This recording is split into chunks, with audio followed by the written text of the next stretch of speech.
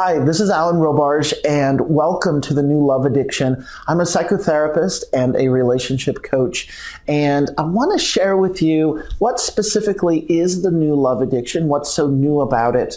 And I like to say there's a new emphasis, a new focus specific to how we define what exactly is love addiction.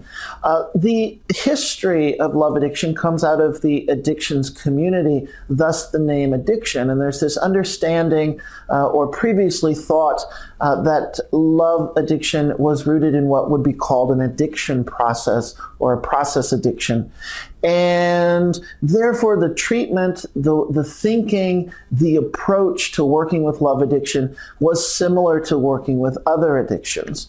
Well, we have some pretty good research and information. I'd like to say that it's new, but technically, I mean, this information has been being gathered for the last 25 years. And although the addictions research and the addictions industry with healing specific to therapists working in that realm, the information that I'm going to share is not necessarily very new. However, it is new to the population at large, and it very much is new based upon our general understanding of treatment and focus. So what specifically is this new piece that I'm talking about? And it really has to do with understanding attachment styles. And when I say attachment, what I'm referring to is we have a system that's built into our brain and it's connected to our nervous system. And the attachment system is how we bond and connect with people. And it comes from our family. It comes from our parents. The clunky technical psychobabble word is called primary caregiver. So if we had a close person that was our significant caregiver, we developed a attachment style that really allows us to use that template in our mind for how we create and recreate adult relationships in our life.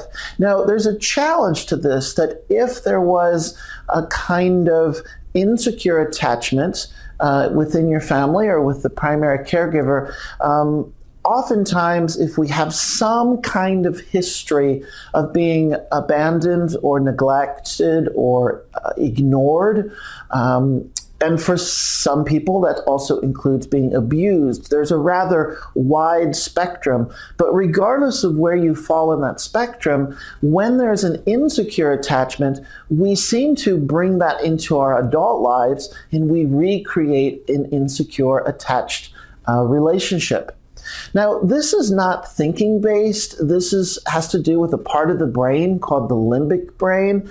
And the limbic brain is not the thinking brain or the conscious brain. It's the part of the brain that operates from a very primal emotional place that experiences trust and safety and knows how to interact and relate with another person. Well, if the limbic brain gets triggered or activated in such a way of an emergency, a sense of separation, a feeling like the relationship is not full of trust and safety, what's going to happen are a number of hormones. Hormones will get released into your body, certain chemical processes, and it's going to activate anxiety. And how we manage this anxiety really determines or will evidence the number of symptoms that we call love addiction. So what the new love addiction is all about, and what I'm trying to help educate all of us as we learn and grow about healing options along this journey, really means or really incorporates, let's focus on developmental emotional trauma that is rooted in attachment injuries.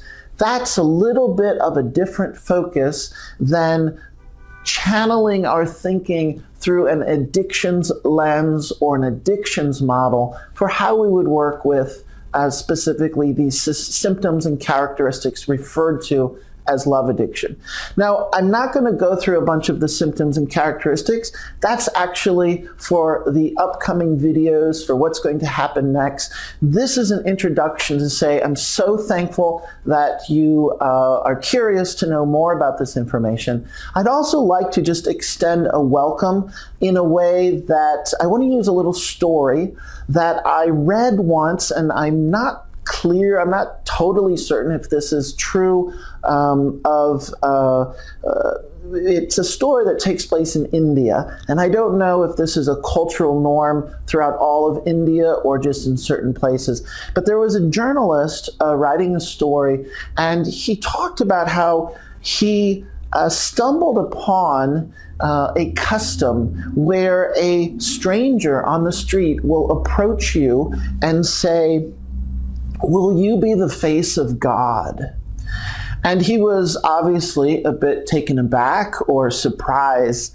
And it's part of the custom to look to the person that has just asked and say, "Yes, I will be the face of God."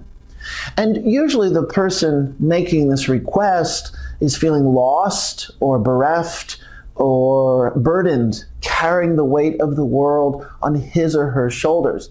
So to seek out another person is to say, will you show up? Will you listen? Will you bring a level of responsibility, a level of seriousness to this conversation to be able to witness the part of me that I need to share that's so important, my humanity.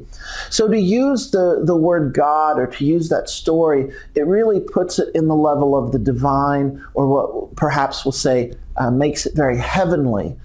I want to actually also bring it down to earth and make it very earthly by changing the language a little bit and saying, will you be the face of goodness for my humanity? Will you be the face of emotional openness for me? Will you be the face of kindness to listen and to receive what I need to share? And let's imagine, as the story went, that it would be part of custom and part of our culture to say, oh yes, I can do that. I can listen to you. This story that I'm offering is a way to capture the importance of relationship.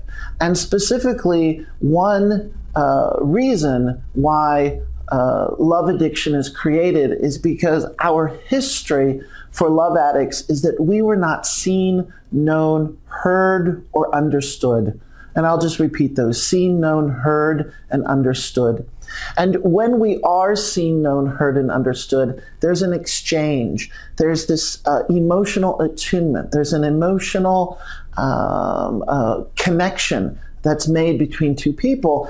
And our bodies, our nervous system functioning in our brain actually activates, and we sync up with another person, and this allows us to calm down and to feel a sense of peace. Life will have a sense of possibility when we derive strength and support from other people. So I share this story to set the tone of what I hope the content of the new love addiction will be, that we are able to create a shared community, a conversational community, a intellectual community of gathering resources to improve and increase our relationships so that we know how to create with other people exchanges where we might not actually say the words, but we'll go to someone and through our presence be able to say, will you be the face of humanity for me? Will you be the face of my basic goodness? Or if we return to the original words, will you be the face of God? And will you listen to me? This is what we all want deep down on a very fundamental basis, a fundamental level. We want to experience that level of connection of being seen, known, heard, and understood. So please know, if you're watching this for the first time, there is a Facebook group that you can join us. Just do a search for The New Love Addiction, and you will find a group on Facebook if you want to share ideas. Also, subscribe to this YouTube channel because there's going to be plenty of more videos on the way, talking about many different ideas related to love addiction, of working with symptoms, behaviors, secure attachment, healthy relationships, communication, power dynamics, boundaries, and specifically many sections on working with trauma and how trauma is body-based and a physiological response, and it's not thinking-based. Real quickly, the reason why I make this distinction is that when a person is struggling with an attachment injury and you have a lot of anxiety, or you have the symptoms showing up that we refer to as love addiction, it's impossible to think yourself out of the activation of that anxiety. The reason is because there's different parts of the brain that are working, that when this emotional trauma is activated or triggered, because it's not thinking based, you're not just going to be able to think yourself out of it. For that reason, the phrase "just let it go," "just get over it," "just, calm down," is really an unhelpful idea. And it's really important for me to dispel that. So that was a quick tangent, but that's trying to capture, naming the very specific direction that we're going to take with all of these videos. And I hope you will join us. We are going on a healing journey. I welcome you to be on that healing journey. Let's learn some new things. Let's heal from love addiction, and let's create healthy relationships. Thank you again. This is Alan Robarge. I'll see you on the next video.